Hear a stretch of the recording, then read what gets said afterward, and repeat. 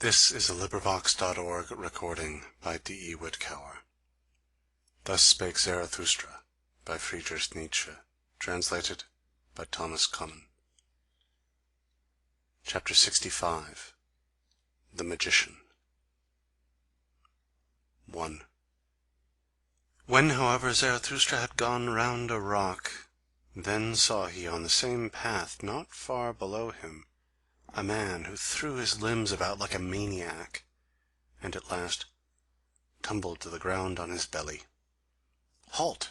said then Zarathustra to his heart. "He there must surely be the higher man. From him came that dreadful cry of distress. I will see if I can help him." When, however, he ran to the spot where the man lay on the ground, he found a trembling old man with fixed eyes. And in spite of all Zarathustra's efforts to lift him and set him again on his feet, it was all in vain. The unfortunate one, also, did not seem to notice that someone was beside him. On the contrary, he continually looked around with moving gestures, like one forsaken and isolated from all the world.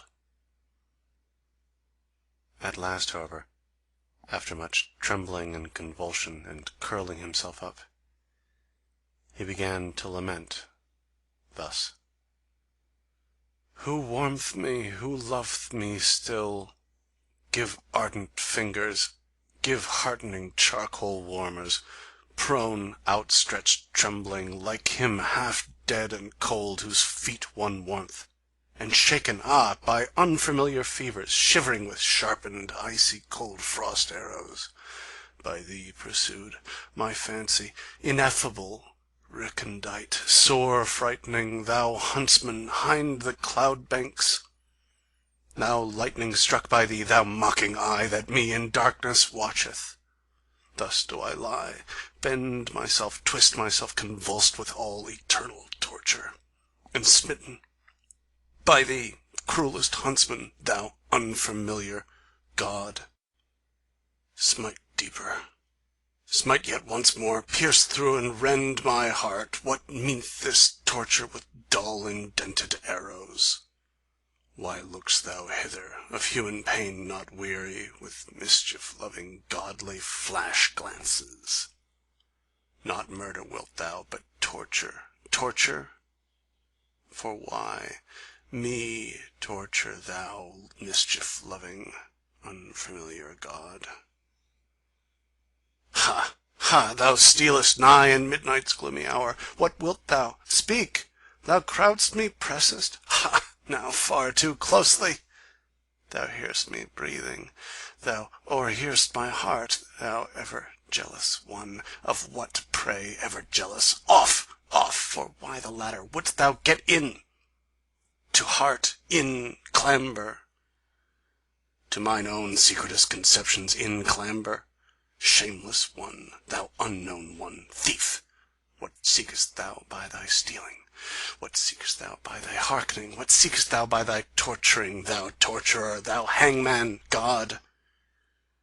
Or shall I, as the mastiffs do, roll before thee, and cringing, enraptured, frantical, my tail friendly waggle in vain? Goad further, cruelest goader! No dog thy game just am I, cruelest huntsman! Thou proudest of captives, thou robber hind the cloud banks! Speak finally, thou lightning veiled one, thou unknown one. Speak, what wilt thou, highway ambusher, from me? What wilt thou, unfamiliar God? What? Ransom gold? How much of ransom gold? Solicit much, that bitth my pride, and be concise, that bit mine other pride. Ha! Ha! Me! Want'st thou me entire? Ha! Ha! And torturest me, fool that thou art, dead torturest quite my pride? Give love to me, who warmth me still, who loveth me still. Give ardent fingers, give heartening charcoal warmers. Give me the lonesomest, the ice, sevenfold frozen ice. For very enemies, for foes doth make one thirst. Give, yield to me, cruelest foe, thyself. Away! There fled he surely, my final only comrade, my greatest foe, mine unfamiliar, my hangman god. Nay, come thou back, with all of thy great tortures, to me the last of lonesome ones. Oh, come thou back! All my hot tears in streamlets trickle their course to thee, and all my final hearty fervour upglowth to thee. Oh, come thou back, mine unfamiliar god, my pain, my final bliss. 2. Here, however, Zarathustra could no longer restrain himself. He took his staff and struck the wailer with all his might. "Stop this!" he cried to him with wrathful laughter. "Stop this, thou stage player, thou false coiner, thou liar from the very heart! I know thee well. I will soon make warm legs to thee, thou evil magician. I know well how to make it hot for such as thou." "Leave off," said the old man, and sprang up from the ground. "Strike me no more, O Zarathustra. I did it only for amusement. That kind of thing belongeth to mine art. Thee, thyself, I wanted to put to the proof when I gave this performance, and verily thou hast well detected me. But thou thyself hast given me no small proof of thyself. Thou art hard, thou wise Zarathustra. Hard strikest thou with thy truths. Thy cudgel forceth from me this truth." "Flatter not," answered Zarathustra, still excited and frowning, "thou stage player from the heart. Thou art false. Why speakest thou of truth? Thou peacock of peacocks, thou sea of vanity, what didst thou represent before me, thou evil magician? Whom was I meant to believe in when thou wailedst in such wise?" "The penitent in spirit," said the old man. "It was him I represented. Thou thyself once devisedst this expression. The poet and magician who at last turneth his spirit against himself. The transformed one who freezeth to death by his bad science and conscience. And just acknowledge it.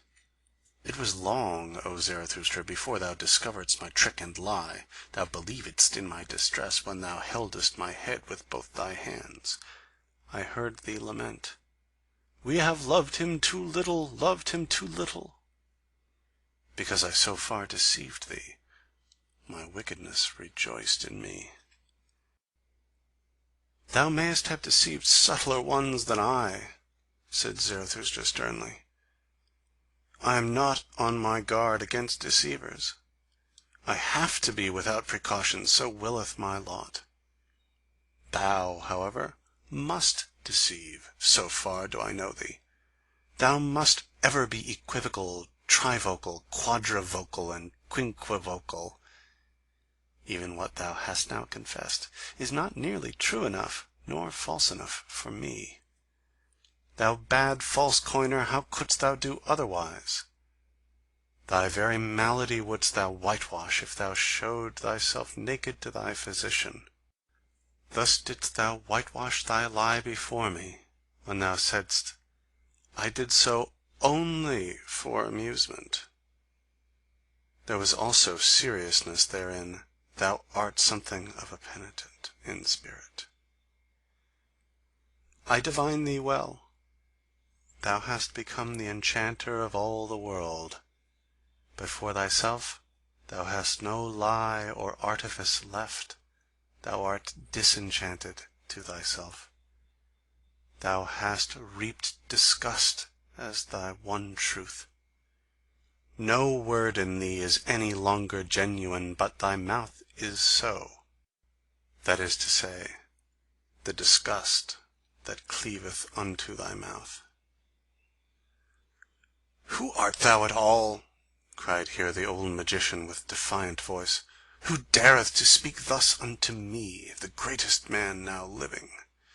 And a green flash shot from his eye at Zarathustra, but immediately after he changed, and said sadly, O Zarathustra, I am weary of it.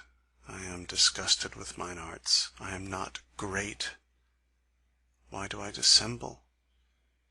But thou knowest it well, I sought for greatness. A great man I wanted to appear, and persuaded many. But the lie hath been beyond my power, on it do I collapse. O Zarathustra, everything is a lie in me. But that I collapse, this my collapsing is genuine. It honoureth thee, said Zarathustra gloomily, looking down with sidelong glance. It honoureth thee that thou soughtest for greatness, but it betrayeth thee also. Thou art not great. Thou bad old magician, that is the best and the honestest thing I honour in thee, that thou hast become weary of thyself, and hast expressed it. I am not great. Therein do I honour thee as a penitent in spirit. And although only for the twinkling of an eye, in that one moment wast thou genuine. But tell me, what seekest thou here in my forests and rocks? And if thou hast put thyself in my way, what proof of me wouldst thou have? Wherein didst thou put me to the test? Thus spake Zarathustra, and his eyes sparkled. But the old magician kept silent for a while. Then said he, Did I put thee to the test? I seek only.